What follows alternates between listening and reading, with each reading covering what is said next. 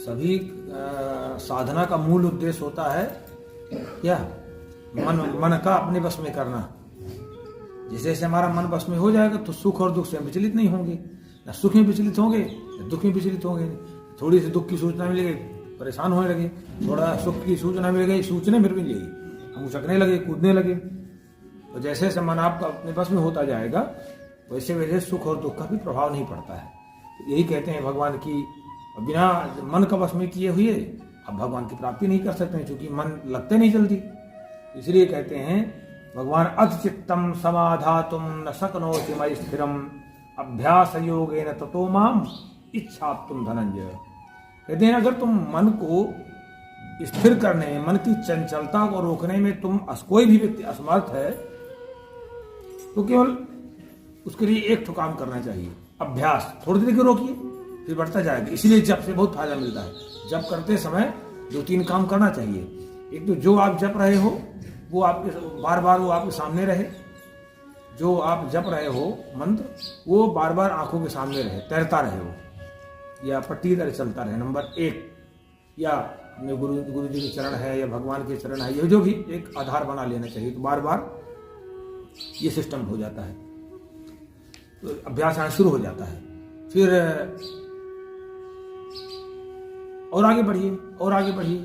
तो 5 मिनट का ऐसा अभ्यास बना, फिर 10 मिनट का बनेगा, 15 मिनट का बनेगा। जैसे जैसे आपका मन आपके बस में होता जाएगा वैसे वैसे अपने पर बड़ा नियंत्रण रहता है। स्मरण शक्ति बढ़िया बढ़ेगी, धैर्य बहुत अच्छा आएगा। धैर्य चूंकि धर्म का प्रथम लक्षण है। भगवान कहते हैं अभ्यास करो। अगर तुम मन को स्थिर करने में असमर्थ हो तो अभ्यास करो। ये कोई काम नहीं कर सकते आप, कहीं पर आप टिक ही नहीं सकते हो। कोई आप जॉब में जाओगे, कहीं पढ़ाई लिखाई में जाओगे, कहीं आप सेवा में जाओ, कुछ नहीं। अगर आपका मन बस में नहीं है तो विचलित होता रहेगा, विचलित लिखा भाग जाते हैं लोग मैदान छोड़ के। कहते हैं अभ्यास योग, अभ्यास योग का प्रयोग करो। चलिए ठीक है, अगर ये भी नहीं कर पा रहे हो तुम तो यहां से शुरू कर दे, और इनिशियल स्टेज से और प्रारंभिक अवस्था से शुरू कर दो। माम आप तुम इच्छे, मुझे प्राप्त करने की बार बार इच्छा करो। जिस चीज की इच्छा होने लगती है फिर आदमी उस मार्ग में जाने लगता है। जैसे ही मुझे प्राप्त करने की आपके अंदर बेचैनी शुरू हो जाएगी तो फिर मन स्थिर होने लगेगा, तभी स्थिर होने लगेगा। कहीं से तो पकड़ो भगवान को। भगवान का पकड़ने का मतलब आत्मोन्नति, अपना उत्थान। इदम शरीरम कौन्तेय क्षेत्र मित्य विधीयते एतद्यो वेद तम प्राहु क्षेत्रज्ञ एतद्विदा। भगवान कहते हैं अर्जुन, ये शरीर जो है क्षेत्र है, खेत।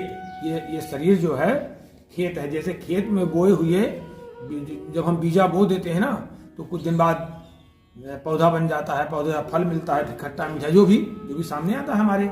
इसी तरह से कर्म, जो भी हम कर्म करते हैं वो हमारे शरीर में संस्कार रूप में इकट्ठा हो जाते हैं। जो भी हम कर्म करेंगे, अच्छा बुरा जो भी करेंगे आप, वही हमारे कर्म में शरीर बहुत याद रखता है।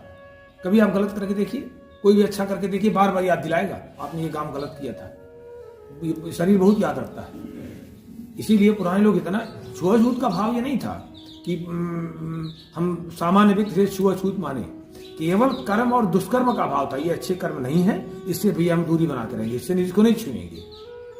इससे कर्म बहुत अच्छे हैं तो इसकी तरंगे हमारे पास आ जाएंगी, इसके पास हम बैठेंगे, इसके स्पर्श में रहेंगे, इसके सानिध्य में रहेंगे। तो ये था भाव, उसका स्वरूप विकृत हो गया बाद में। तो क्योंकि ये शरीर जो है खेत है, जैसे ही आप कर्म रूपी संस्कार से बोएंगे तो वैसे ही वो फल निकल के आएगा। और वो कोई किसी को न कष्ट देता है, न कोई किसी का दुख सुख देता है। कर्ता और भोक्ता स्वयं व्यक्ति, स्वयं करेगा स्वयं भोगेगा। स्वयं व्यक्ति करने वाला होता है और स्वयं भोगने वाला होता है। और कर्म, आप मान लीजिए कर्म बिगड़ गए हैं और कर्म प्रारब्ध को मिटाने में केवल एक ही सामर्थ्य जप, वो मिटा देता है प्रारब्ध को। धीरे धीरे डिलीट करता जाता है, धीरे धीरे। भगवान कहते हैं इदम शरीरम कौन्ते, एक कुंती पुत्र अर्जुन, ये शरीर क्षेत्र है, खेत है, इसको खेत जानो।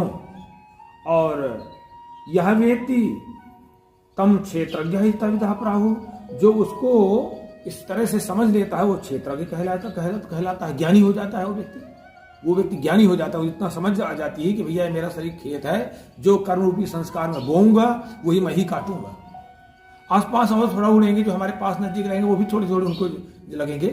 जब मान लीजिए कोई चीज लोग, मान लीजिए कोई धान या पुआल या कुछ चीज कोई फसल उसाते हैं लोग ना, तो जो उसको ज्यादा खुजली होती है, आसपास उनको भी खुजली होना चाहिए। कर्म का फल तो मिलता है, कर्म का प्रभाव भी बहुत होता है। जैसे मिर्चा हमने जलाया तो हमको तो ज्यादा भस लगेगी, हमारे आसपास जितने लोग उनको भी लगेगी थोड़ी थोड़ी।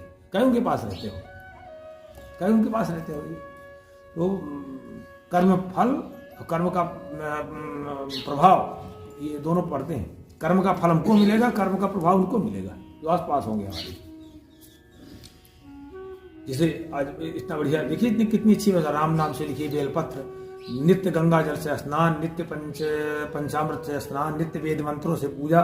तो सबको मिल जाता है कि नहीं? पाल मिल जाता है, फल सबको लाभ मिल जाता है नहीं? जितने लोग पास में रहते हैं तो कुछ सो रहे होंगे पढ़ पढ़े, उनको थोड़ी मिलेगा। तो क्षेत्रज्ञम चापिमाम विद्धि सर्वक्षेत्रेषु भारत, क्षेत्र क्षेत्रज्ञयोर ज्ञानम जित ज्ञानम मतम। भगवान कहते हैं अर्जुन, मैं तुमको क्षेत्र खेत बता दिया और क्षेत्रज्ञ भी बता दिया।